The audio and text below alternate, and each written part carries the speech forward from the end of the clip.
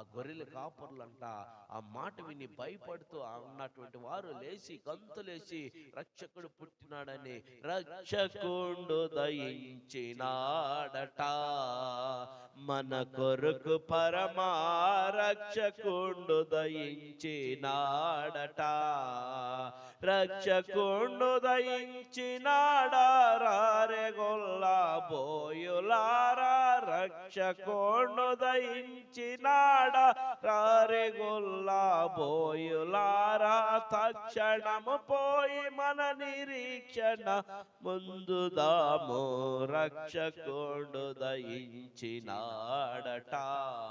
చూడండి, ఆనాటి కాలంలో వాక్యము తగ్గట్టు పాటల్ని వాళ్ళు రాసి ప్రభు నామాన్ని మహిమపరుస్తూ ఆ పాటలు పాడుతూ ఉంటే ఒళ్ళంతా ఏం చేస్తారు, రోమాలు నొక్కబడుతూ ఉంటాయి. ఆ పాటలు వింటుంటే ఆనందం, మహానందం, పరమానందం. క్రిస్మస్ వచ్చేసిందంటేనే భయంకరమైన ఆనందపడేటువంటి మనము యేసుని మన హృదయంలో ఉంచుకోకుండా, యేసుని కలిగి మనం లేకుండా, యేసుతో మనం నడవకుండా, యేసుని మనం వెంబడించకుండా ఈ క్రిస్మస్ చేసుకుంటూ అనవసరం, వ్యర్థమే.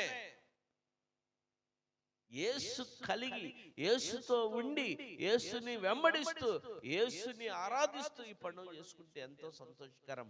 యేసుని కలిగి యేసుని వెంబడించడం అంటే ఏందో తెలుసా?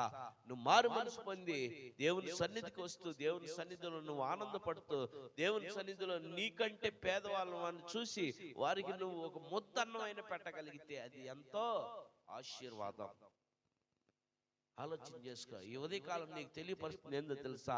ఈ పండుగ ఈ సంవత్సరం 2025లో నేను ఎంత మందికి నాకంటే పేదవారిని తీసుకెళ్ళి నేను వాళ్ళకి భోజనం పెట్టాను అనేటువంటి ఆలోచన నువ్వు కలిగి ఉండాలని. ఎంతమందికి పెడతావు నువ్వు భోజనం? పేదవాళ్ళు నీ స్తోమత కొలది. ఒక్కలో పెట్టే, నేను ఒక్కరు పెట్టగలనాయా, పెట్టు, పర్వాలేదు, దేవుడు చూస్తున్నాడు. నేను ఇద్దరు పెట్టగలనాయా, పెట్టు, పర్వాలేదు, దేవుడు చూస్తున్నాడు. నేను ముగ్గురు పెట్టగలనాయా, పెట్టు. నేను నలుగురు, 10 మంది, 20 మంది, నీ ఇష్టం. దేవుడు నీకు ఇచ్చినటువంటి పిండి కొలది, దేవుడు నీకు ఇచ్చినటువంటి పిండి కొలది రొట్టె వచ్చింది, అవునా కదా? పెట్టు.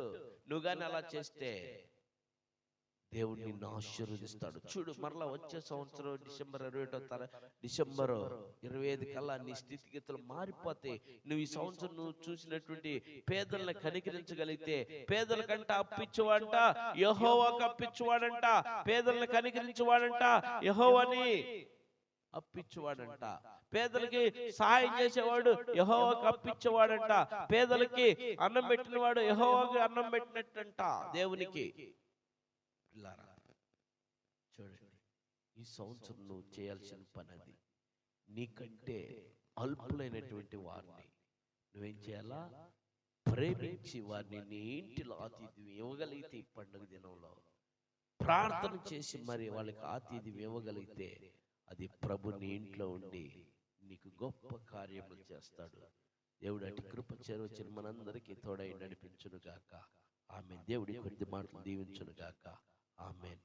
హల్లెలూయా. చిన్న ప్రార్థన. ప్రేమ గల తండ్రి, ఈ వాక్యం నాతో మాతో మా అందరితో మాట్లాడిన విధానం బట్టి స్తోత్రాలు.